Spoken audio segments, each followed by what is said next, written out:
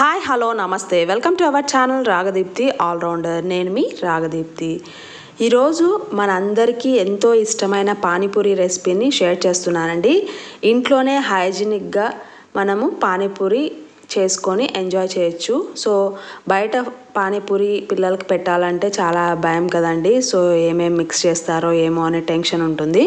అలా కాకుండా మనం ఇంట్లోనే ఇలా ఇంట్లో దొరికే ఇంగ్రీడియంట్స్తోనే సింపుల్గా పానీపూరి ఎలా తయారు చేసుకోవాలో చూద్దాము. ముందుగా నా ఛానల్ సబ్స్క్రైబ్ చేసుకునే వాళ్ళు ఉంటే, ఫస్ట్ టైం చూస్తున్న వాళ్ళు ఉంటే నా ఛానల్ని సబ్స్క్రైబ్ చేసుకొని నన్ను సపోర్ట్ చేయండి. సో ప్రాసెస్ స్టార్ట్ చేద్దాం పదండి. ముందుగా నేను ఒక గిన్నెలో బఠానీలు తీసుకున్నాను అండి. ఇవి తెల్ల బఠానీలు. తెల్ల బఠానీలు లేకపోతే మనం కర్రీకి యూస్ చేసే పచ్చ బఠానీలు అయినా వాడుకోవచ్చు, పర్వాలేదు. సో నా దగ్గర ఉన్నాయి కాబట్టి నేను ఇక్కడ తెల్ల బఠానీలు వేసుకున్నాను. అవి ఒక 2-3 టైమ్స్ వాష్ చేసి బాగా ఒక 8 అవర్స్ నాననివ్వండి. సో ఇప్పుడు చూడండి 8 అవర్స్ తర్వాత బాగా నానిపోయాయి కదా. సో ఇప్పుడు ఆ వాటర్ అన్నీ తీసేసి ఇంకొకసారి వాష్ చేసి ఇప్పుడు వీటిని ఉడికించుకోవాలన్నమాట. సో అందుకనే ఈ బఠానీలు అన్నిటినీ ప్రెషర్ కుక్కర్లో వేసేస్తున్నాను. తర్వాత ఒక 3 ఆలు కూడా వేస్తున్నా. ఉర్లగడ్డలు కూడా హాఫ్గా కట్ చేసి వాటికి కొన్ని నీళ్లు వేస్తున్నాను ఉడకడానికి. సో వేసి అందులో కొద్దిగా పసుపు, కొద్దిగా ఉప్పు వేసి ఒకసారి మిక్స్ చేసి కుక్కర్ లిడ్ క్లోజ్ చేసేసి బఠానీలు ఉడికేంత వరకు ఉండించుకోండి.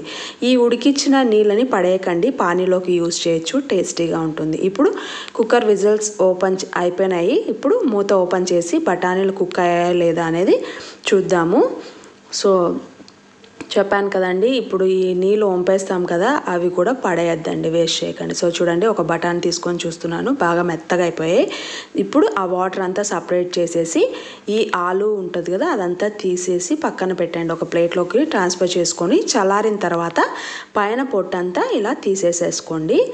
ఇప్పుడు మనకి బఠానీలు రెడీ, ఆలు కూడా రెడీ కదా. సో ఇప్పుడు ఈ బఠానీ ఆలు అంతా కలిపి ఒక గిన్నెలోకి తీసుకొని ఇలా చేత్తోనే స్మాష్ చేయండి, మిక్సీ జార్లో వేయకండి. మిక్సీ జార్లో వేస్తే ఏమవుతుందంటే పేస్ట్ లాగా అయిపోతుంది. సో మనకు తినేటప్పుడు పేస్ట్ లాగా ఉంటుందన్నమాట. అలా కాకుండా ఇలా చేత్తోనే నలిపామంటే మనం పానీపూరి తిన్నప్పుడు మధ్య మధ్యలో ఆ బఠానీ చాలా టేస్టీగా ఉంటుందన్నమాట. సో అందుకనే పూర్తి మెత్తగా కాకుండా జస్ట్ మనం చేత్తోనే నలిపేటట్టు ఇలా చూడండి. బఠానీ కూడా బాగా ఉడికిపోయింది కాబట్టి ఇలా అంటేనే బాగా పేస్ట్ లాగా అయిపోతుంది.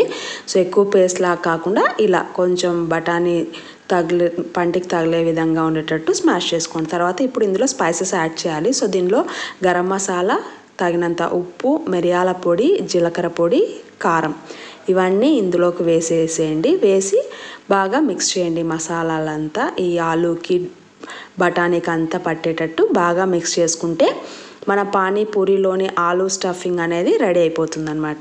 సో ఈ మసాలాలే అండి బయట మనకు చాట్ బండిల్లో దొరికేదంతా ఇలానే ప్రిపేర్ చేస్తారు. తర్వాత ఇప్పుడు పానీ ప్రిపేర్ చేసుకుందాం. దానికోసం కొద్దిగా చింతపండు నానబెట్టుకున్నానండి. మీ పులుపుకు తగ్గినట్టు చింతపండు ఎంత తీసుకోవాలనేది అది మీ ఇష్టము. నేను చిన్న నిమ్మకాయ సైజ్ అంతా పెట్టుకొని నానబెట్టుకున్నాను. తర్వాత మిక్సీ జార్ తీసుకొని కొద్దిగా కొత్తిమీర, కారానికి తగ్గట్టు పచ్చిమిర్చి వేసుకుంటున్నానండి. తర్వాత ఇందులోనే కొద్దిగా అల్లం కూడా బాగా వాష్ చేసి పైన తొక్క అంతా తీసేసి కట్ చేసి వేసుకున్నాను. తర్వాత ఇందాక నానబెట్టుకున్న చింతపండు ఉంది కదా అది కూడా వేసి కొద్దిగా జీలకర్ర వేసి ఒక్కసారి గ్రైండ్ చేయాలన్నమాట. సో గ్రైండ్ చేసిన తర్వాత అప్పుడు వాటర్ వేయాలి, లేకపోతే సరిగా మెదగదు పేస్ట్.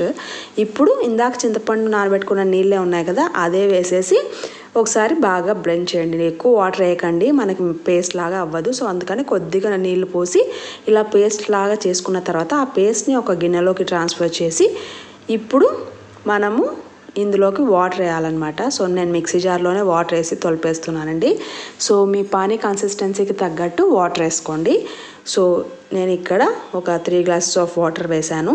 తర్వాత ఇప్పుడు ఒకసారి మిక్స్ చేసి ఇందులోనే చాట్ మసాలా వేస్తున్నాను అండి. కొద్దిగా ఒక 1/2 టేబుల్ స్పూన్ అయితే చాలు, ఎందుకంటే ఇది చాట్ మసాలా పులుపు ఎక్కువ ఉంటుంది కదా. సో అందుకనే కొద్దిగా వేసాను. తర్వాత ఒక 1/2 లెమన్ని కూడా స్క్వీజ్ చేసి వేస్తున్నాను అనమాట. వేసిన తర్వాత ఇప్పుడు ఈ పానీ తగ్గట్టు సాల్ట్ వేసుకోవాలి. మీ టేస్ట్కి తగ్గట్టు సాల్ట్ వేసేసుకొని బాగా మిక్స్ చేసుకుంటే మన పానీ కూడా రెడీ అయిపోయింది. మన aloo stuffing ready, pani ready. ఇప్పుడు పూరీలు రెడీ చేసుకోవాలి. మనకి రెడీమేడ్ పూరీలు దొరుకుతాయండి, అవైనా తెచ్చుకోవచ్చు. నేను ఇక్కడ షాప్లో దొరికే పానీపూరి తెచ్చుకున్నాను. అవి మనం డీప్ ఫ్రై చేసుకోవాలి. సో అందుకని స్టవ్ ఆన్ చేసి ఒక గిన్నె పెట్టి లేదా కడాయి పెట్టి డీప్ ఫ్రైకి ఆయిల్ వేయండి. సో చూడండి, నేను ఇది హోల్ వీట్ పానీపూరి తెచ్చుకున్నా అండి, హెల్త్కి మంచిదని. సో మైదా పిండితో కంటే వీట్తో చేసినది అయితే బాగుంటుందని ఇలా తెచ్చుకున్నా. ఇప్పుడు బాగా ఆయిల్ కాగిన తర్వాత ఈ పానీపూరీలన్నీ వేసేసి బాగా రెండు వైపులా ఇలా బాగా ఫ్రై అయ్యేందుకు చేయండి. ఇలా మీకు ఎన్ని పూరీలు కావాలంటే అన్ని పూరీలు పెట్టేసుకోండి. సో ఇలా ఎప్పుడు మార్కెట్లో దొరికే ఆ పానీపూరి తెచ్చుకుంటే ఎప్పుడు కావాలంటే అప్పుడు ఇలా వేయించుకుంటే సరిపోతుందండి. అలాగే ఇలా వేయించినట్టు కూడా దొరుకుతాయి, బట్ అది కావాలంటే అది తెచ్చుకోండి, లేదంటే ఇవి తెచ్చుకోండి. ఇప్పుడు ఒక్కొక్క పూరిని తీసుకొని హోల్ పెట్టి అందులో మనం ఇందాక మిక్స్ చేసుకున్న ఆలు బఠానీ మిక్చర్ వేసి కొద్దిగా ఆనియన్ స్టఫ్ చేసి కొద్దిగా కొత్తిమీర కూడా స్టఫ్ చేసి అప్పుడు మనం ఇందాక ప్రిపేర్ చేసుకున్న పానీలో డిప్ చేసి తింటే ఉంటుంది, సూపర్గా ఉంటుంది అండి. టేస్ట్ ట్రై చేయండి.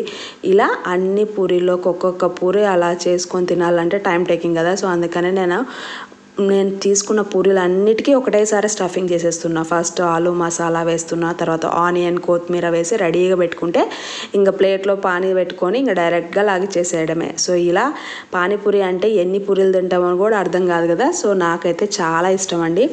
అందులో పానీపూరిలో నాకు ఆనియన్స్ ఎక్కువ స్టఫ్ చేసుకొని తినడం అంటే ఇంకా ఇష్టం. మీకు ఎలా ఇష్టం కామెంట్ సెక్షన్లో తెలియజేయండి. ఈ వీడియో నచ్చినట్టయితే please like, share and subscribe my channel.